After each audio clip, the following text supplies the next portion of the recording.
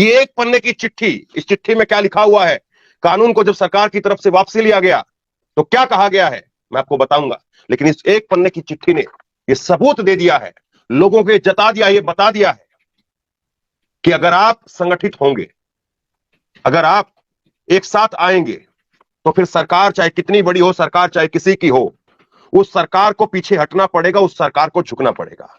मोदी शाह जो कि संसद के अंदर 150 के करीब सांसदों को बाहर करके इन कानूनों को लेकर के आए थे, अब आखिरकार उन्हीं के गृह मंत्रालय से चिट्ठी आती है, उन्हीं के गृह मंत्रालय से चिट्ठी जारी करनी पड़ी और शाम को सामने आकर के बताना पड़ा कि साहब हम इन कानूनों पर रोक लगा रहे हैं।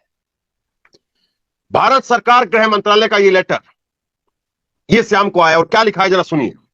भारत सरकार ने भारतीय न्याय संहिता की धारा 106(2) में 10 साल की सजा तथा जुर्माने के प्रावधान के बारे में वाहन चालकों की चिंता का संज्ञान लिया है और all India motor transport Congress के प्रतिनिधियों से आज दिनांक 2 जनवरी 2024 को विस्तृत चर्चा की है।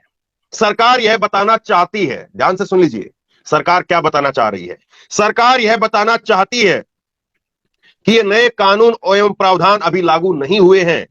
हम यह भी बताना चाहते हैं कि भारतीय न्याय संहिता की धारा 106(2) को लागू करने से पहले all India motor transport Congress से विचार विमर्श करने के बाद में ही निर्णय लिया जाएगा। हम all India motor transport Congress तथा सभी वाहन चालकों से अपील करते हैं कि अपने अपने काम पर वो वापस लौट जाएं। ये एक पन्ने की चिट्ठी, और इस एक पन्ने की चिट्ठी में वो सरकार जो 450 का नारा दे रही है, वो सरकार सिमट करके इतनी सी हो गई। इस एक पन्ने की चिट्ठी में जो सरकार को लग रहा है कि अब तो कोई दिक्कत ही नहीं है। और कल नरेंद्र मोदी कल केरल में थे, अमित शाह बैठक कर रहे थे कि कैसे राम मंदिर के मुद्दे को भुनाया जाए या राम मंदिर के मुद्दे को लोगों के बीच में परोसा जाए। लेकिन इसी बीच में खबर सामने आती है कि साहब ऐसी हालत हो गई है, देश भर के हजारों पेट्रोल पंप पर पेट्रोल खत्म हो गया है, डीजल खत्म हो गया है, दूध की, पानी की, फलों की, सब्जियों की, किताबों की, दवाइयों की, सबकी आपूर्ति ठप हो जाएगी। और कल ही सुबह मैंने आपको एक खबर बताई थी कि पूरा देश बंद हो जाएगा। कोई देश नहीं चल सकता है बगैर ट्रकों के, कोई दुनिया का देश ऐसा नहीं है जो बगैर ट्रकों के चल रहा हो। रेलगाड़ियों के बगैर शहर चल सकता है, रेलगाड़ियों के बगैर कई राज्य चल रहे हैं, ये सच्चाई है, लेकिन ट्रकों के बगैर नहीं हो सकता है। आपको ट्रकों की जरूरत पड़ेगी, ट्रकों के साथ में, ट्रकों के ड्राइवरों के साथ में अगर आप नहीं खड़े होंगे तो वो अपने ट्रकों को खड़ा कर देंगे, और अगर वो अपने ट्रकों को खड़ा करेंगे तो पूरा देश खड़ा हो जाएगा, पूरा देश त्राहिमाम कर उठेगा। और वही तस्वीर, वही ट्रेलर ड्राइवरों ने कुछ घंटे के लिए दिखाया और सरकार का पूरा सिस्टम वो फेल होता हुआ नजर आया। पूरी की पूरी सरकार डगमगा गई और सरकार को आखिरकार ये फैसला अपना वापस लेना पड़ा। सरकार इस फैसले पर कहना पड़ा कि हम नहीं कर रहे हैं इन कानूनों को लागू। दिल्ली हो, लखनऊ हो, धर्मशाला हो, हैदराबाद हो, जयपुर हो, मध्य प्रदेश हो, भोपाल हो, महाराष्ट्र हो, हर जगह पर इसी तरह की स्थिति देखने को मिली। हर राज्य में यही स्थिति देखने को मिली। देखिए, किसान कानून था तो बीजेपी को लगा कि चलिए 13 सीटें पंजाब की है, 10 सीटें हरियाणा की है, 2-4-5 सीटें जो है वो यूपी की लगा लो, 2-4-5 सीटें जो है वो आप राजस्थान की लगा लो। लेकिन 20, 22, 30, 50 सीटों से ज्यादा तो कोई नुकसान है नहीं, और यहां पर भी बाद में डैमेज कंट्रोल हो जाएगा। लेकिन ये 50 सीटों पर नहीं, 500 सीटों पर मार कर सकते हैं।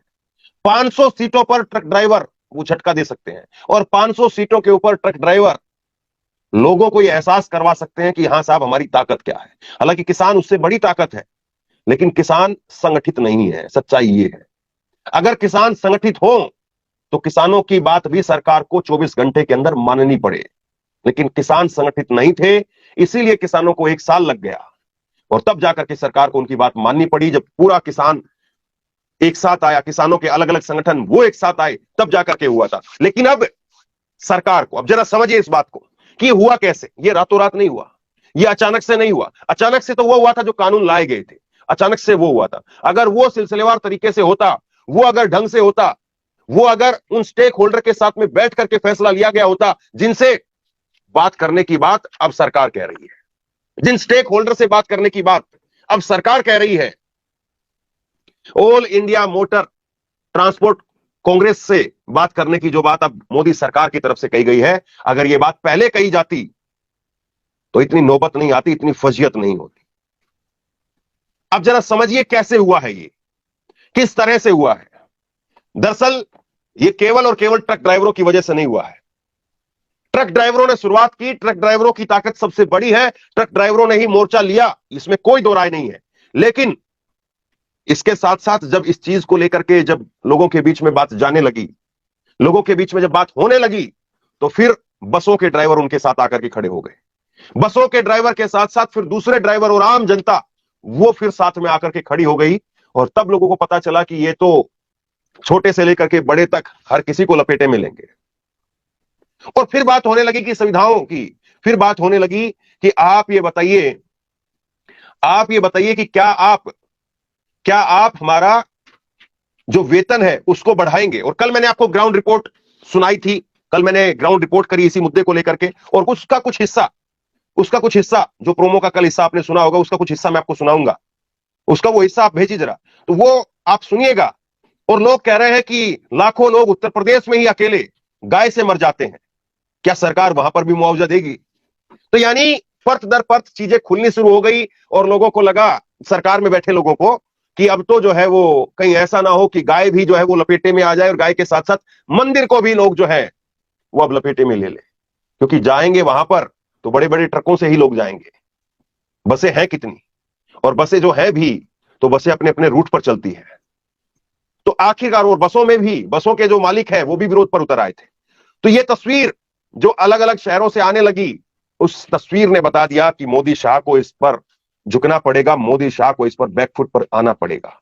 और आखिरकार वही हुआ कि मोदी शाह को इस मामले पर बैकफुट पर आना पड़ा। इतना आसान नहीं था, लेकिन बड़ी बात यह है कि ड्राइवरों के हाथ में स्टीयरिंग था और उन्होंने स्टीयरिंग घुमा दिया। और जब स्टीयरिंग घुमा और चाबी बंद करके उतर गए ड्राइवर, गाड़ियां खड़ी करने लग गए, जब गैराज में गाड़ियां खड़ी होने लग गई, तब जाकर के सरकार को जो है वो आंखें खुली कि ये तो बहुत भारी ब्लंडर हो गया। और जो सरकार अंग्रेजों के कानून को बदलने के लिए पीठ थपथपाने का काम कर रही थी, जो सरकार ये मान करके चल रही थी कि अब तो हमें लोगों से वाहवाही मिलेगी, वही सरकार अपनी फजियत को देख करके पीछे हट गई कि इससे तो मामला बिगड़ जाएगा, इससे तो मामला हाथ से निकल जाएगा, और मामला जब हाथ से निकलेगा तो साहब बहुत भारी फजियत हो जाएगी। कल कुछ लोग मुझे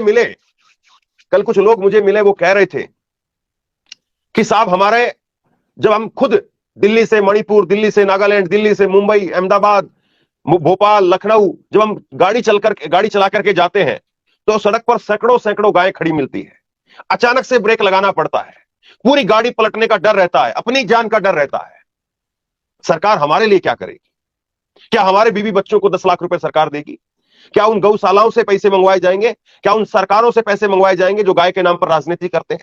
ये लोगों का जवाब था। और जब परतें खुलने लगी, जब हिसाब होने लगा और हिसाब मांगा जाने लगा, तब जाकर के सरकार की नींद टूटने लगी, तब जाकर के सरकार को चेत में आने लगा कि अब तो ये मामला बिगड़ सकता है।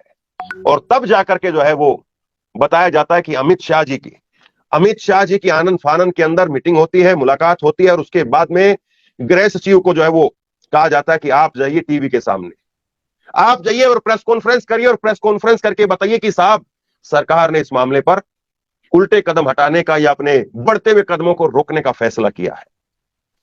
मैं एक बार फिर से ये चिट्ठी आपको सुनाता हूं, इस चिट्ठी को जरा फिर से देखिए एक बार, और उसके बाद में मैं आपको वो प्रतिक्रिया दिखाऊंगा, वो गुस्सा दिखाऊंगा, वो ट्रक ड्राइवरों का गुस्सा दिखाऊंगा, जिस गुस्से को देख करके सरकार वो पीछे हटने के लिए मजबूर हो गई, उस गुस्से को देख करके सरकार रुकने के लिए मजबूर हो गई।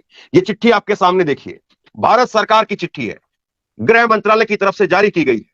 गृह मंत्रालय ने कहा है कि भारत सरकार ने न्याय संहिता की धारा 106(2) में 10 साल की सजा तथा जुर्माने के प्रावधान के बारे में वाहन चालकों की चिंता का संज्ञान लिया है, तथा all India motor transport Congress के प्रतिनिधियों से आज दिनांक 2 जनवरी 2024 को विस्तृत चर्चा की है।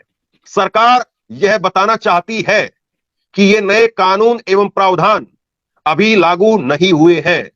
हम यह भी बताना चाहते हैं कि भारतीय न्याय संहिता की धारा 106(2) को लागू करने से पहले all India motor transport Congress से विचार विमर्श करने के बाद निर्णय लिया जाएगा। हम all India motor transport Congress तथा सभी वाहन चालकों से अपील करते हैं कि अपने अपने कामों के ऊपर वापस लौट जाए। यह फरमान जो है सरकार की तरफ से जारी करना पड़ा।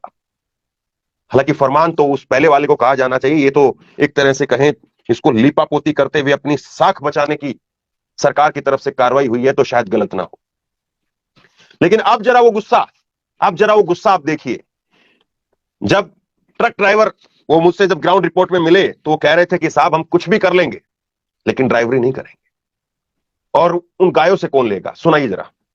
घूम रही है गाय से। जब बंदा मरता है कोई तो कौन गाय से 10 लाख रुपए ले लेगा जाके? ये तानाशाह सरकार है। ये सरकार न किसान की हुई, न खिलाड़ियों की हुई और न आज ड्राइवरों की हो रही है। अब इनको इतने पब्लिक ने इनको तो वोट दे दिए, 2-2 बार सरकार बना लिए, इसलिए ये तानाशाह सरकार जो मर्जी होता है फरमान जारी कर देते हैं। लाखों लोग मर गए हैं उत्तर प्रदेश के अंदर गाय से। हमारा साला खुद मरा है गाय से। आपका साला खुद मरा है गाय से। सगा साला नियम कानून तो आदमी दुश्मनी निकाल लेगा। बुढ़ा सही घर में सही होगा नहीं तो धक्का मारते बोले 10 लाख रुपए मिलेगा, ये बंद हो जाएगा और उसके बाद क्या नाम है 9 लाख रुपए काम आएंगे, 1 लाख में काम क्रिया हो जाएगा, बाकी दुश्मनी निकल जाएगी। हम ड्राइवरों की जिंदगी कुत्तों से बेहतर हो रही है। इसको सरकार को ये देखना चाहिए कि ये ड्राइवर कैसे 10,000 रुपए की नौकरी करके अपने बच्चे पालते हैं। ये तो बैठे कलम घुमाते रहेंगे। अगर योगी मोदी चाहते हैं या अमित शाह चाहते हैं हम लोगों की तरह निर्भर होकर घूमे, अपनी सिक्योरिटी हटा दें और ऐसे हम लोग गाड़ी चला रहे ऐसे घूमे। ये मोदी जी ने जो भी कानून बनाया है ये गलत बनाया है। ये काला कानून है ये ड्राइवरों के लिए। आगे कुआ पीछे खाई। ये गुस्सा और लोग ऐसे उंगलियों पर गिनवा रहे हैं। ऐसे सरकार ने जिस तरह से इस पूरे मामले को हैंडल करने का काम किया, ऐसा लग रहा है कि सरकार को चेत जाना चाहिए था। सरकार चेती नहीं और आखिरकार इतना बड़ा नुकसान सरकार करवा बैठी। सबसे बड़ा सवाल यह है कि क्या सरकार को पहले से नहीं पता था? क्या पहले से होमवर्क नहीं था बिल्कुल भी? क्या पहले से सरकार ने ये इसके प्लस और माइनस, नेगेटिव पॉजिटिव उस पर काम ही नहीं किया? क्या किसी से राय नहीं ली गई?